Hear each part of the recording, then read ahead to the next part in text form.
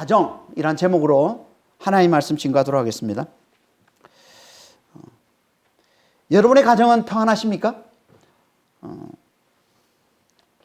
오늘 하나님께서 우리의 가정이 평안할 수 있는 비결을 오늘 가르쳐 주시는데요. 그게 복종과 사랑입니다. 복종과 사랑, 이 두 단어는 어떻게 보면 가장 어울리지 않는 단어인데요. 왜냐하면 복종은 사람들이 가장 싫어하는 단어이고 사랑은 그 반대로 사람들이 가장 좋아하는 단어이기 때문에 그렇습니다. 그런데 우리 하나님은 이 둘이 같이 있어야만 세상의 기초가 되는 공동체, 이 가정이 온전히 설 수 있다라고 말씀을 하고 있습니다. 그러니까 이 두 가지가 건강하고 행복한 가정의 가장 중요한 핵심 요소라는 거죠. 그게 오늘 본문 말씀입니다.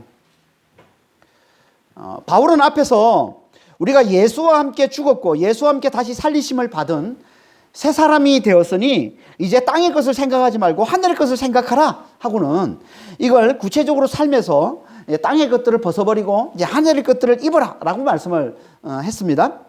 다시 말해서 땅의 것들인 음란과 사욕과 부정과 악한 정욕, 탐심, 그리고 분노와 노여움, 악의, 비방, 더러운 말, 거짓말 이런 것들 다 벗어버리고 하늘의 것들인 이 긍휼과 자비와 겸손과 온유와 오래 참음과 용서와 사랑을 옷 입으라.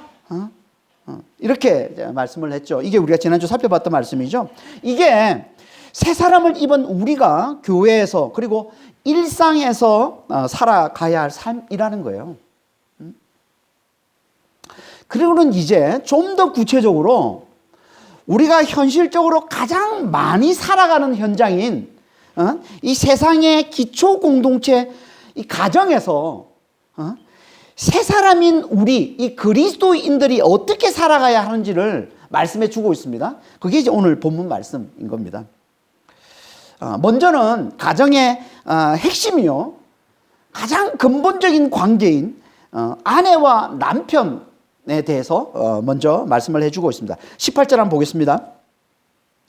아내들아 남편에게 복종하라. 이는 주 안에서 마땅하니라.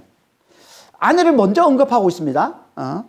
이건요, 아내에게 주어지는 이 복종의 메시지가 하나님이 우리에게 주시는 가장 중요한 메시지이기 때문에 그런 겁니다.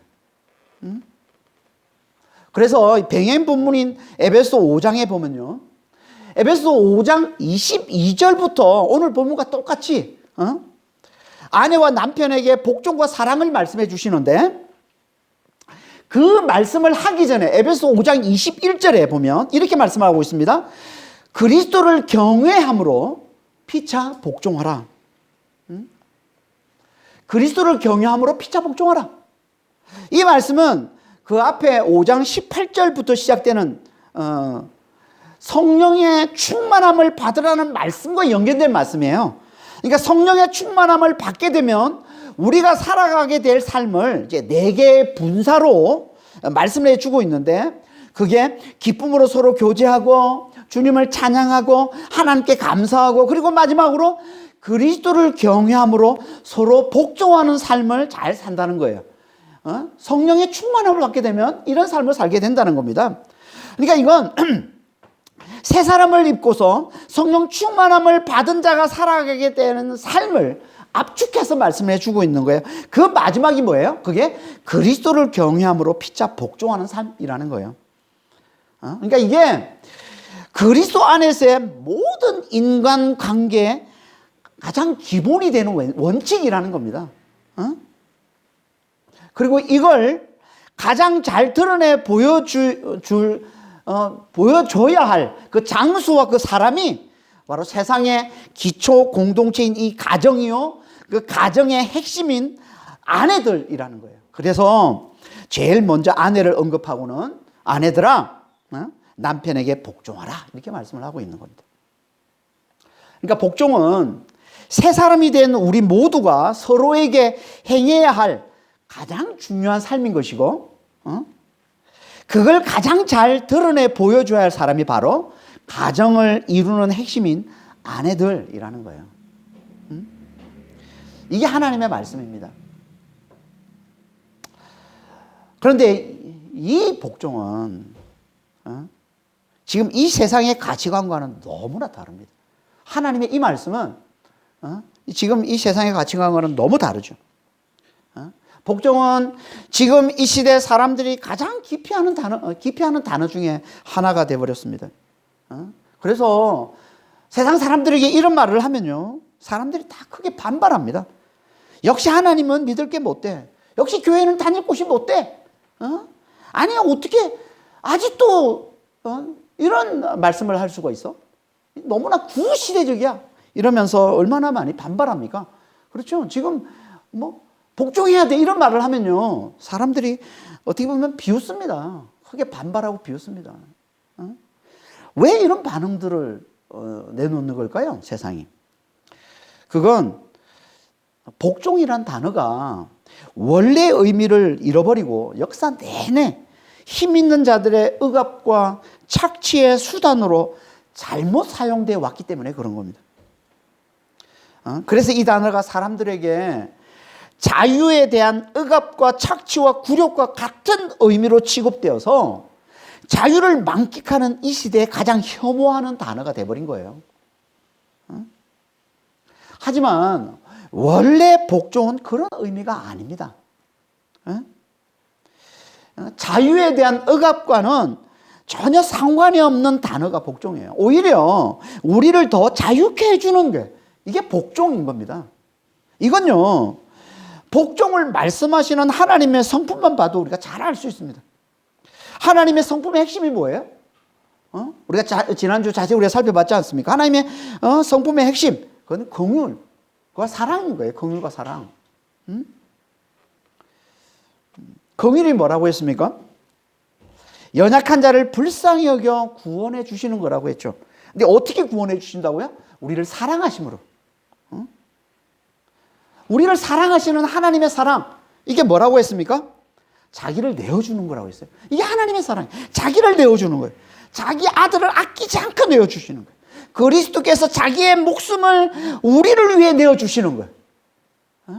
그래서 죄와 사망에서 종노릇하던 우리를 그 죄와 사망에서 해방시켜 주시고 자유케 해주신 거예요. 그리고는 우리에게 새 생명을 주시고 성령을 주셔서 영원한 자유와 기쁨과 평강을 누리며 살게 해주신 거예요. 이게 우리를 새 사람이 되게 하신 하나님의 긍휼과 사랑인 겁니다.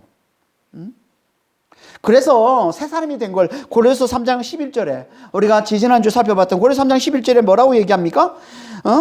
새 사람이 된 우리에게 이제 더 이상 유대인이나 헬라인이나 야만인이나 스구디아인이나 종이나 자유자가 구별이 없다. 다 하나다. 이렇게 말씀을 하고 있는 것이고, 또 갈라디아서 3장 28절에 보면 뭐라고 얘기합니까? 유대인이나 헬라인이나 종이나 자유인이나 여자나 남자나 다 하나다. 이렇게 말씀을 하고 있는 거예요.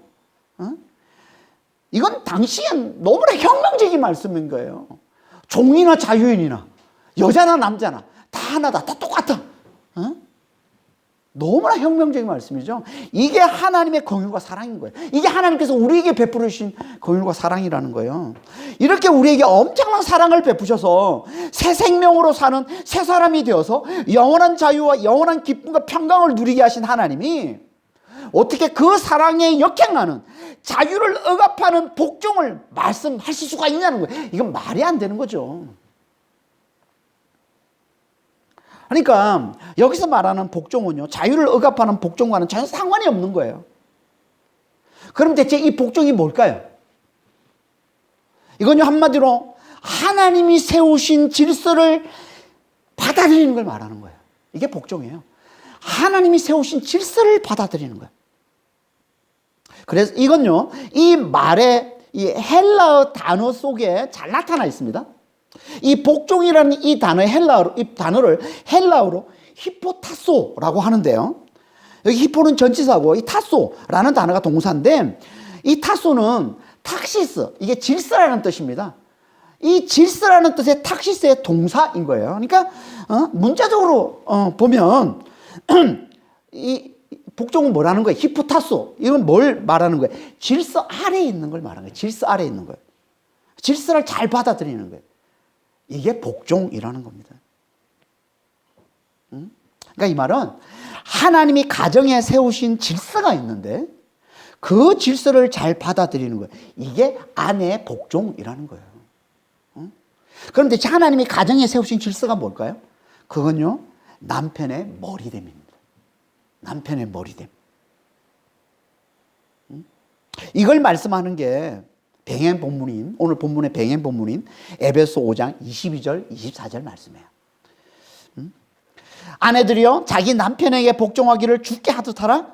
이는 남편이 아내의 머리됨이 그리스도께서 교회의 머리됨과 같음이니 그가 친히 몸의 구주시니라. 그러므로 교회가 그리스도에게 하듯 아내들도 범사에 자기 남편에게 복종할지니라. 남편이 아내의 머리가 되는 것, 이게 하나님이 세우신 질서라는 거예요. 남편이 아내의 머리가 된다는 게 무슨 말일까요? 이건 두 가지 뜻이 있는데요. 하나는 하나님의 창조 질서를 말하는 겁니다. 이걸 잘 보여주는 말씀이 고린도전서 11장 3절 이하의 말씀인데 다 볼 수가 없으니까 3절하고 8절 9절만 보겠습니다. 그러나 나는 너희가 알기를 원하노니 각 남자의 머리는 그리스도요 여자의 머리는 남자요 그리스도의 머리는 하나님이시라. 남자가 여자에게서 난 것이 아니요 여자가 남자에게서 났으며 또 남자가 여자를 위하여 지음받지 아니하고 여자가 남자를 위하여 지음을 받은 것이니. 이 말씀은 창세기 2장 18절에서 22절 말씀을 인용한 거예요. 그러니까 창세기 2장 18절 22절에 이렇게 말씀하고 있습니다. 여호와 하나님이 이르시되 사람이 혼자 사는 것이 좋지 아니하니 내가 그를 위하여 돕는 배필을 지으리라 하시니라.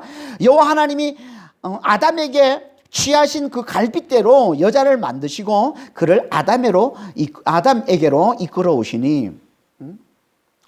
이 말씀은 이제 하나님께서 남자와 여자를 창조하신 이야기를 다루고 있는 창세기 2장에 나오는 말씀인 거죠.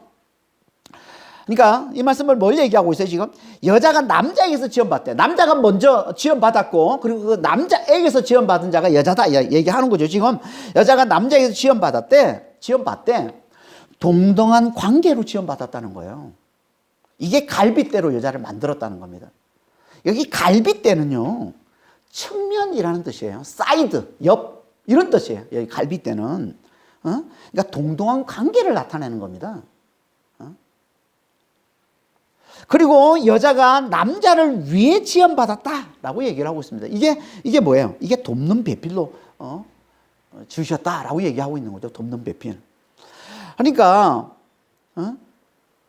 동등한 관계로 지음받았지만 역할이 다른 것. 남자가 주도하고 남자가 결정하고 여자가 그걸 돕도록 지음받은 것. 이게 여자가 남자에게서 낳고 남자를 위하여 지음받았다는 모든 인류에게 다 해당되는 하나님의 창조 질서라는 거예요. 이 질서를 인정하고 이걸 잘 받아들이는 것, 이게 복종이라는 겁니다. 이건 우리가 그리스도 안에서 새롭게 창조됨으로써 이제 창세기 3장부터 시작된 인간의 타락으로 인해 왜곡된 남자와 여자의 이 관계에서 벗어나서 다시 창조의 원래 목적으로 돌아가는 걸 말하는 거예요. 이게 복종이라는 말씀 속에 담겨 있는 의미인 거예요. 이게 하나님의 창조 질서를 받아들이는, 남편이 아내의 머리됨을 받아들이는, 다시 말해서 서로 동등한 관계로 지음받되 서로 역할이 다름을, 남자가 먼저 지음받았기에 남자에게 결정권이 있고 여자는 그를 돕는 자임을 잘 받아들이는 복종이라는 겁니다. 이게 복종인 거예요. 당연히 이렇게 복종으로 하나님의 창조 질서를 잘 받아들이는 아내는 하나님께서 머리가 된 그 남편을 통해 그를 구원해 주시고 그를 돌봐주시고 그를 책임져 주신다는 거예요. 그걸 말씀하고 있는 게 에베소 5장 23절 말씀이고 22절 23절 말씀인 거예요. 그래서 에베소 5장 22절 23절에 우리가 좀 전에 봤지만 뭐라고 했습니까? 아내들아 남편에게 복종하기를 주께 하듯 하라. 이걸 오늘 본문에서는 이는 주 안에서 마땅하니라 이렇게 말씀을 하고 있는 거죠. 다 뭘 얘기하는 겁니까? 하나님의 창조 질서를 받아들여서 복종하라는 거예요. 죽게 하듯하라. 이 주 안에서 마땅하다. 이 말 하나님의 창조 질서를 받아들여서 남편들에게 복종하라는 거예요. 그리고는 그 이유를 뭐라고 말씀하고 있습니까? 남편이 아내의 머리됨이 몸의 구주이신 그리스도가 교회의 머리된 것 같기 때문에 그렇다는 거예요. 그리스도가 교회의 머리된 것 같다는 거예요. 그런데 그 그리스도가 누구시라고요? 몸의 구주가 되신다는 거예요. 이게 남편의 머리됨의 두 번째 의미인 거예요. 그러니까 남편의 머리됨, 남편이 아내의 머리됨은 첫 번째 뭘 나타낸다고요? 먼저 지원받은 남자의 이 권위를 말하는 거죠. 이게 남편의 머리됨이에요. 먼저 지원받은 남자의 이 권위를 말하는 것이고, 두 번째는요, 그 권위를 인정하는 자에게, 권위를 인정하는 자가 곧 누굽니까? 그가 곧 머리에게 복종하는 몸인 거죠. 그렇지? 그 권위를 인정하는 자, 그에게 생명을 공급해 주는 걸 말하는 겁니다. 그를 구원해 주는 걸 말하는 거예요. 이게 남편의 머리됨이라는 거예요. 그리스도께서 몸된 교회의 머리가 되셔서 교회에게 생명을 주시고 구원해 주시고 그를 책임져 주시고 그를 돌봐주시고 그를 보호해 주시는 것처럼, 그렇게 남편의 머리됨을 잘 받아들이는 아내에게도 하나님께서 그 남편을 통해 생명을 주시고 구원해 주시고 책임져 주시고 돌봐주시고 보호해 주신다는 거예요. 이게 하나님의 창조 질서를 잘 받아들이는 자에게 주시는 하나님의 놀라운 축복인 겁니다. 그래서 실제로 아내가 남편의 머리됨을, 다시 말해서 먼저 지원받은 남자의 권위를 잘 인정할 때 찌질한 남편이 몸된 아내를 잘 지키고 돌보는, 다시 말해서 몸의 구주의 역할을 잘 감당하는 이 든든한 남편으로 변화되는 걸 많이 보게 되는 거예요. 이게 하나님께서 하나님의 창조 질서를 잘 받아들이는 아내에게 주시는 놀라운 축복이라는 겁니다. 옛날에 제가 부부 갈등으로 힘들어하는 한 형제와 상담한 적이 있는데요. 그때 그가 했던 말이 아직도 기억이 납니다. 자기가 바라는 건 하나밖에 없다는 거예요. 아내에게 바라는 건 하나밖에 없다는 거예요. 남편으로 존중받는 거예요. 이것만 있으면 자기가 모든 걸 다 줄 것 같아요. 다 줘도 상관이 없다는 거예요. 이거 하나만 있으면. 이게 없어서 너무 힘들다라고 얘기를 했던 게 아직도 기억이 나는데, 어떻게 보면 남자는 너무 단순해요. 남자는 이 남편으로만, 다시 말해서 그 남편의 그 DNA, 그게 뭐라고요? 먼저 지원받은 남자의 권위, 이게 남편의 DNA예요. 이것만 인정해주고 이것만 존중해주면 모든 문제가 다 해결되는 겁니다. 남편과 아내의 관계에서 일어나는 모든 문제는 이것만 우리가 인정하고 존중해주면 다 해결된다는 거예요. 그러니까 정말 하나님께서 우선적으로 가정의 행복을 위해 우선적으로 하나님께서 바라시는 건 아내들이 남편에게 잘 복종하는 거예요. 그 복종이 뭐라고요? 하나님의 창조 질서를 잘 받아들이고 남편의 머리됨을 잘 받아들이고 남편의 머리됨을 잘 인정하는 거예요. 그래서 하나님이 그 남편을 통해 주시는 그 구원과 그 건강, 그 행복을 잘 누리는 그런 가정이 되기를 하나님이 원하시는 겁니다. 그러면 하나님께서 남편에게 주시는 말씀은 뭘까요? 그게 19절 말씀입니다. 19절 한번 보겠습니다. 남편들아, 아내를 사랑하며 괴롭게 하지 말라. 복종에 비하면은 사랑은 너무 쉬워 보입니다. 그렇죠? 하지만 절대 아닙니다. 우리가 이제 알잖아요. 앞에서 우리가 사랑에 대해서 배워왔잖아요. 복종보다 훨씬 더 어려운 게 이게 사랑인 거예요. 왜요? 이 사랑은 자기를 내어주는 거기 때문에. 자기를 내어주는 게 사랑이잖아요. 성경에서 말씀하고 있는 사랑은, 하나님 우리에게 말씀하고 있는 사랑은 자기를 내어주는 사랑을 얘기하는 거예요. 그래서 병행 부분 에베소 5장 25절에서 이 사랑을 이렇게 얘기하고 있지 않습니까? 남편들아, 아내 사랑하기를 그리스도께서 교회를 사랑하시고 그 교회를 위하여 자신을 주신같이 하라. 이게 사랑이라는 거예요. 그리스도께서 교회를 위해 자신을 주신같이 그렇게 아내를 위해 자기를 내어주는 거예요. 아내를 자기 목숨처럼 사랑하는 것. 이게 남편이 아내에게 베풀어야 될 사랑이라는 거예요. 어떻게 우리가 이런 사랑을 할 수 있어요? 어떻게? 아내를 위해 자기를 내어주는, 자기 목숨을 아끼지 않고 내어주는, 자기 목숨처럼 사랑하는 이런 사랑을 어떻게 할 수 있습니까? 이게 우리 힘으로 됩니까? 안 되잖아요. 우리 힘으로 절대. 이건 오직 예수의 생명으로 사는 자, 곧 성령의 능력으로만 되는 겁니다. 그래서 이걸 뭐라고 그래요? 이 사랑을 뭐라고 그래요? 성령의 열매라고 그러는 거 아니에요. 갈라디아서 5장 22절에 성령의 열매. 그리고 우리 앞에서 우리 지난 시간 자세히 살펴봤지만 예수와 함께 죽었고 예수와 함께 다시 살리심을 받은 자, 곧 하나님이 택하사 거룩하고 사랑받는 자처럼.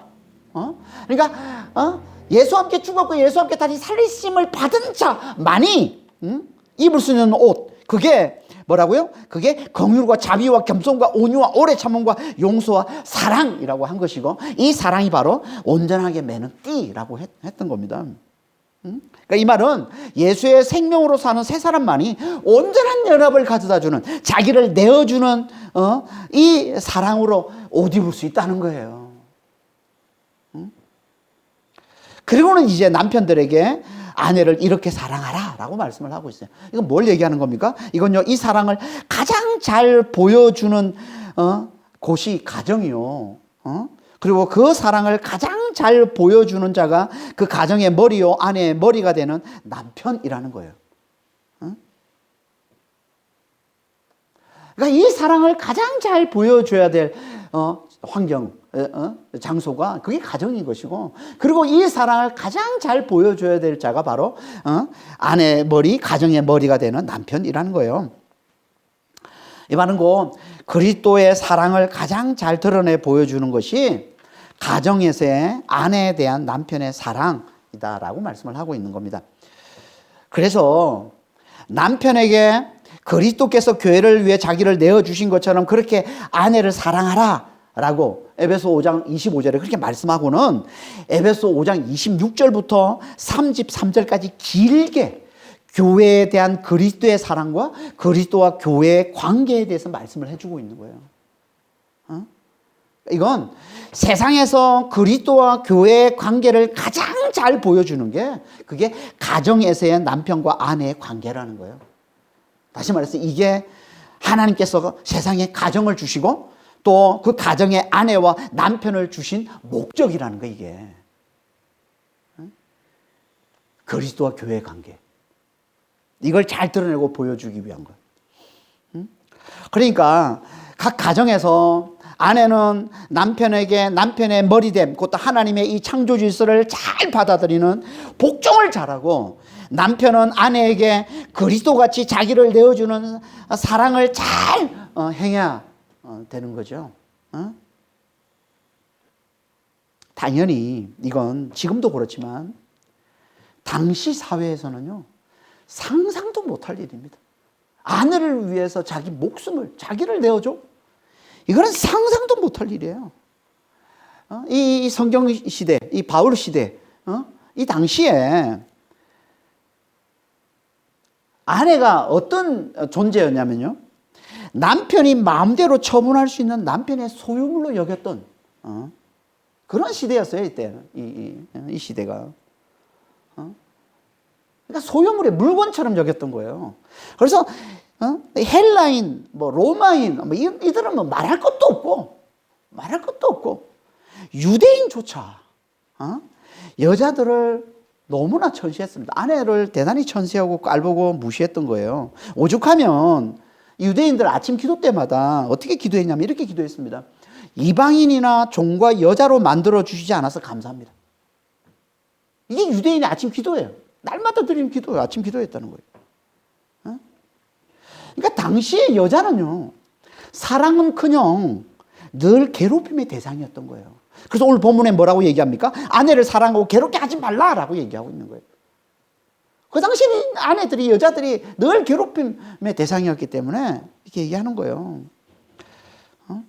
그러니까 이 말씀은 아내를 사랑하되 그리스도께서 교회를 사랑한 것처럼 자기를 내어준 것처럼 그렇게 아내를 사랑하라는 이 말씀은 당시 문화에서는 상상조차 할 수 없는 너무나 파격적인 말씀인 거예요.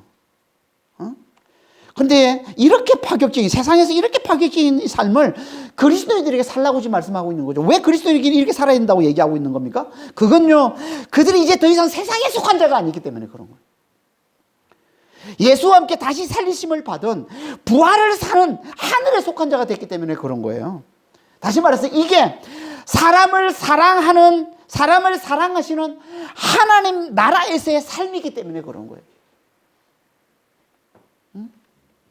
그러니까 우리는 예수의 생명으로 살고 부활을 사는 자임을 잘 알고 늘 성령의 능력을 잘 의지함으로 성령의 열매로 주어지는 이 삶을 잘 사는 자가 되어야 되는 겁니다.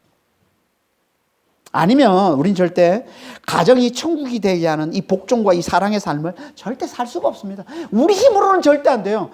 우리는 애초에 이런 삶을 살 능력이 없는 거예요. 그런데도 사람들은요, 서로에게 이렇게 살라고 책임을 떠넘기고 있습니다. 이게 세상이잖아요. 서로 이렇게 살라고 이렇게 얘기하고 이렇게 말씀하고자 하는, 그럼 이렇게 살아, 이렇게 서로에게 책임을 살 능력이 없는데도, 애초에 없는데, 그래서 맨날 네가 먼저 복종하면 나도 사랑할게. 아니 네가 사랑해 주지 않는데 내가 왜 복종해? 그러면서 맨날 싸우지 않습니까? 이게 세상의 모습이잖아요. 이 세상의 가정이잖아요. 그 싸움이 거치질 않아요. 왜 나만 복종해야 돼? 왜 나만 사랑해야 돼? 너가 사랑하지 않는데 내가 왜 복종해? 이러면서 맨날 싸우고 있는 거 아닙니까?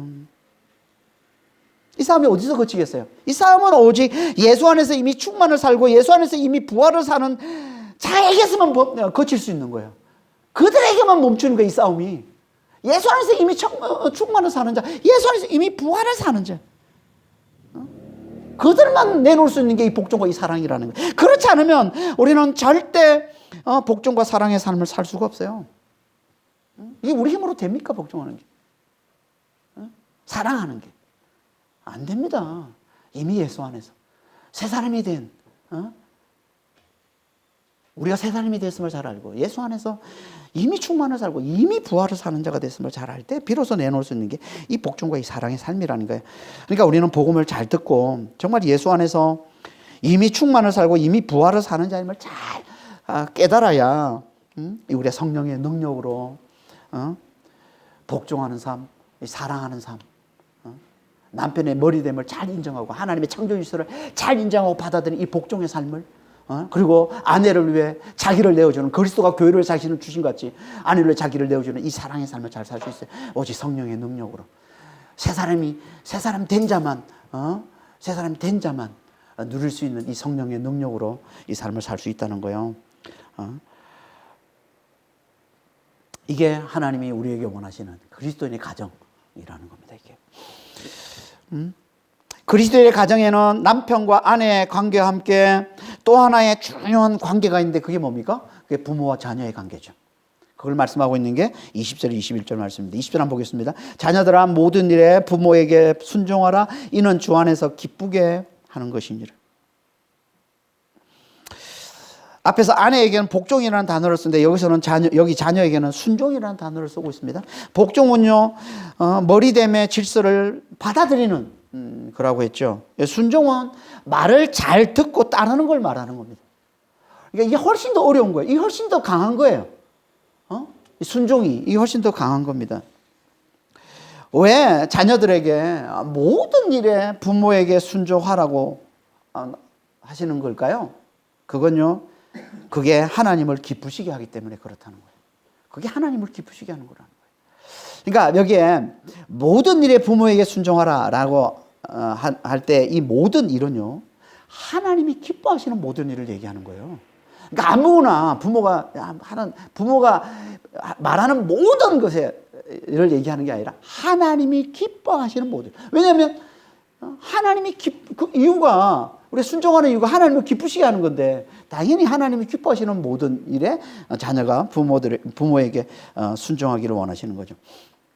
그러니까 하나님의 뜻 안에서 부모의 말을 잘 듣고 따르는 것, 이게 하나님을 기쁘시게 하는 거라는 거예요. 하나님 이걸 왜 기뻐하실까요? 그건요, 부모가 그들에게 이 땅에서의 삶을 가져다 준 생명의 원천이 되기 때문에 그런 거예요. 아니, 더 정확히 말하면 하나님께서 하나님의 대리자인 이 부모를 통해 그들에게 가져다 주신 이 땅에서의 삶을 귀하게 여기는 표, 그래서 하나님을 귀하게 여기는 표가 되는 것, 이게 부모 공경, 이게 부모에 대한 순종이라는 거예요. 하나님을 잘 믿는다는 건 그건 뭘 얘기하는 거예요? 하나님의 은혜를 받아 누리는 이 땅에서의 삶을 귀하게 여기는 겁니다. 이게 하나님을 잘 믿는 거예요. 난 하나님을 잘 믿는다고 하면서 살기 싫어, 이건 안 맞는 거예요. 이거는 모순이 되는 겁니다. 하나님을 잘 믿는다는 건 뭐냐면 하나님의 은혜를 잘 아는 거잖아요. 내가 이 땅에 살기 때문에 하나님의 은혜를 알게 된 거잖아요. 그러니까 하나님의 은혜를 받아 누리는 이 땅에서의 이 삶을 귀하게 여기는 거예요. 이게 하나님 잘 믿는 거예요. 그리고 이 땅에서의 삶을 귀하게 여기는 그 표가 뭐냐면 그게 우리가 이 땅에서의 삶을 가져다 준 생명의 통로가 돼 주신 부모를 공경하고 부모에게 순종하는 거라는 거예요. 그렇잖아요. 부모가 있기 때문에 이 땅에 나온 거 아니에요. 우리 이 땅에 사는 거 아니에요. 그래서 이 땅에서의 삶을 귀하게 여기는 표가 뭐예요? 부모를 공경하는 거예요. 부모에게 순종하는 거란 말이에요. 그래서 이게 하나님을 기쁘시게 한다라고 얘기하고 있는 겁니다. 이걸 병행본문인 에베소서 6장 2절 3절에서는 이렇게 말씀하고 있습니다. 내 아버지와 어머니를 공경하라. 이것은 약속이 있는 첫 계명이니 이로써 네가 잘되고 땅에서 장수하리라. 약속이 있는 첫 계명은 이라는 이 말은요, 약속이 주어진 가장 중요한 계명이라는 뜻입니다. 약속이 주어진 가장 중요한 계명. 여기서 말하는 약속은요, 신명기 5장 16절에 나오는 약속의 땅 가나안에서 장수의 복을 누리는 걸 얘기하는 겁니다. 약속의 땅 가나안에서 장수의 복을 누리는 거. 이게 이제 신명기에서 말씀하고 있는 약속인데요. 그러니까 하나님을 잘 믿어서 이 땅에서의 삶을 귀하게 여기는 표로 부모에게 잘 순종하는 자는 하나님께서 반드시 그에게 이 땅에서도 잘 되고 그리고 부활과 영생의 복을 반드시 누리게 해주신다는 겁니다. 약속의 땅. 하나님 나라에서 부활과 영생의 복을 반드시 누리게 해주신다는 거예요. 이게 부모 공경, 부모에 대한 순종이라는 거예요. 그러니까 정말 우리는 주 안에서 부모에게 잘 순종하는 자가 되어야 되는 겁니다. 그리고 부모에게는 하나님이 뭐라고 말씀하십니까? 자녀들을 노엽게 하지 말라라고 말씀하고 있어요. 이게 22절 말씀이죠. 아비들아 너희 자녀를 노엽게 하지 말지니 낙심할까 함이라. 여기는 부모 대신 아비들이라고 얘기를 하고 있는데요. 말씀하고 있는데요. 이건요, 부모를 대표하는 것이기도 하고 또 아비들이 특히 자녀를 더 노엽게 하기 때문에 이 단어를 쓴 것으로 볼 수 있습니다. 그렇잖아요. 부모 중에 아비들이 더 자녀를 더 노엽게 하죠. 대체로. 여기 노엽게 한다는 이 말은 화나게 하는 걸 말하는 건데요. 격동시키는 거예요. 격동시켜서 화나게 하는 거예요. 그러니까 부모가 특히 아버지가 어떻게 자녀들을 노엽게 합니까? 아버지의 권세를 남용하고 자녀의 인격을 무시함으로 자녀들을 노엽게 하죠. 지금도 마찬가지지만 지금도 좀 아버지의 권세가 가정에서 아버지 권세가 막강하죠. 지금도. 하지만 당시엔요, 이 성경 시대 당시엔 아버지는 절대적인 권세, 거의 절대 왕과 같아요. 가정에서의 아버지의 권세는 절대적입니다. 그래서 자주 아직 미숙한 자녀들에게 일방적으로 아버지의 뜻을 강요하거나 아버지의 감정을 자녀들에게 쏟아붓는 식으로 그렇게 자녀들을 대했던 거예요. 다시 말해서 거칠고 난폭하게 자녀들을 대하거나 아니면 편애와 방임과 조롱으로 자녀들을 대했던 겁니다. 대체로.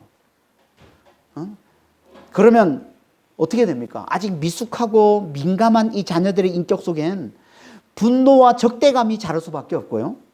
그러다 나중엔 낙심하여 그 분노가 더 활활 타오르게 된다는 거예요. 이게 낙심하다는 뜻입니다. 낙심하다는 이 말은 낙심해서 분노가 더 활활 타오르는 걸 얘기하는 겁니다. 그래서 지금도 하나님과 사회의 적대적인 이 젊은이들을 보면 대부분 어떤 가정에서 나왔습니까? 부모로부터 제대로 인격적으로 대우받지 못한, 그러니까 애정과 돌봄이 결핍된 그런 가정 출신이 대부분이죠. 이게 자녀들을 노엽게 해서 낙심케 하는 거예요. 그러지 말라는 거예요. 그러지 말라는 거예요. 대신 어떻게 하라고 말씀하고 있습니까? 오늘 본문에는 나오지 않지만 병행 본문인 에베소서 6장 4절에 이렇게 말씀하고 있습니다. 또 아비들아 너희 자녀를 노엽게 하지 말고 오직 주의 교훈과 훈계로 양육하라. 그러니까 자기 뜻과 자기 감정으로 강요하거나 난폭하게 대하지 말고 오직 주의 교훈과 훈계로 양육하라는 거예요. 그러면 어떻게 될까요? 그러면요, 그 말씀 앞에 나를 먼저 비추게 되고요. 우리가 말씀으로 자녀를 양육하면 항상 어떤 일이 먼저 일어나냐면 그 말씀 앞에 나를 먼저 비춰봅니다. 그리고 그 다음 그 말씀으로 자녀를 양육하게 됩니다.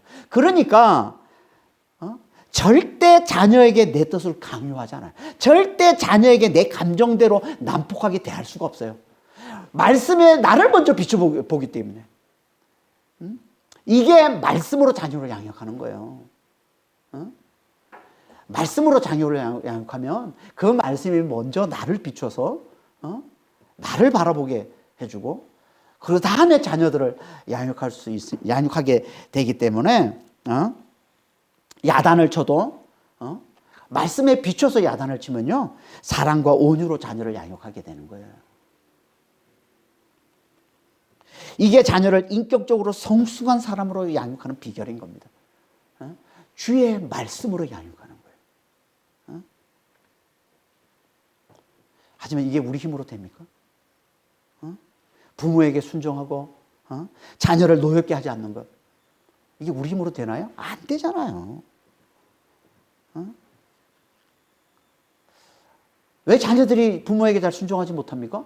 부모로부터 받은 상처가 너무 많기 때문에 그런 거잖아요. 부모로부터 받은 상처가 너무 많기 때문에 부모에게 순종하기가 너무 어려운 거예요. 그리고 왜 아비들은, 왜 부모들은 자녀들을 노엽게 하지 말아야 되는데 왜 그렇게 노엽게 합니까? 너무 연약하잖아요. 우리가 이 부모들이 너무 연약하잖아요.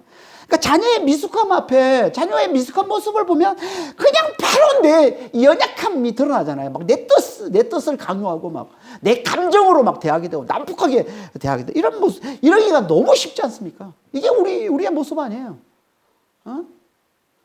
그래서 대부분의 가정들이 다 이 부모와 이 자녀의 관계가 힘든 거예요. 다 힘든 거예요. 다.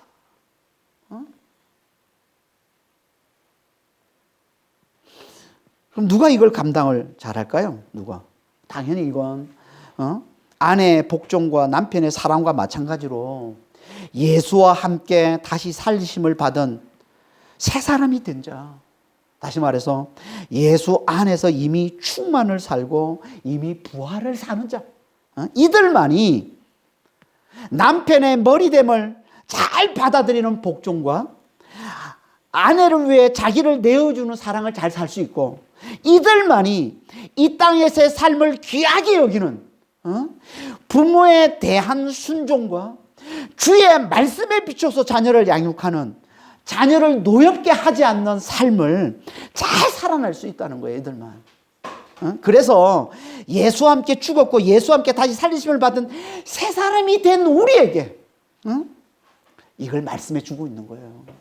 앞에서 3장 앞에서 계속 우리가 예수와 함께 죽고 예수와 함께 다시 살리심을 받은 자, 이미 예수 안에서 충만을 살고 이미 예수 안에서 부활을 사는 자, 예수의 생명으로 사는 자임을 강조해서 말씀을 하고는 그런 우리에게 이 말씀을 주고 있는 거라는 겁니다.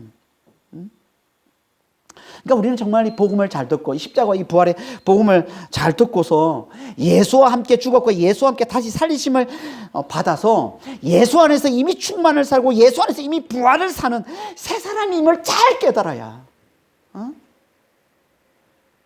그래야 우리 안에 들어와서 역사하시는 이 성령의 능력을 잘 의지해서 이 복종과 이 사랑과 이 부모에 대한 순종과 자녀를 노엽게 하지 않는 이 삶을 우리가 잘 살 수 있다는 거예요. 그러니까 제발 이 복음을 늘 이 십자와 이 부활의 복음을 잘 듣고 이게 집중해서 우리가 이미 다시 살리심을 받은 자, 이미 충만을 사는 자, 이미 부활을 사는 자임을 잘 깨닫고서 성령의 능력을 잘 의지해서 정말 하나님이 기뻐하시는 이 삶, 복종과 사랑과 부모에 대한 순종과 자녀를 노엽게 하지 않는 이 삶, 이 세상에서 천국을 나타내 보여주는 그런 정말 그런 가정으로 만들어가는 이 삶을 잘 사시는 여러분 되시길 예수님으로 축원합니다. 기도하겠습니다.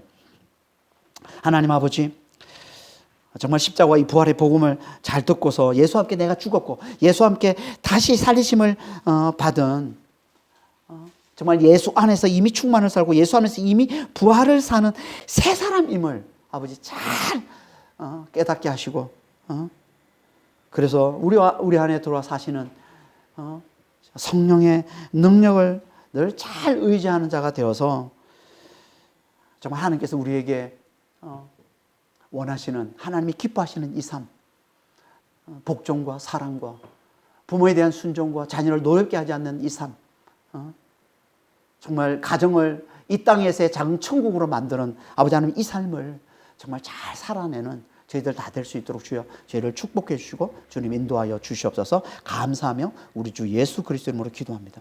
아멘.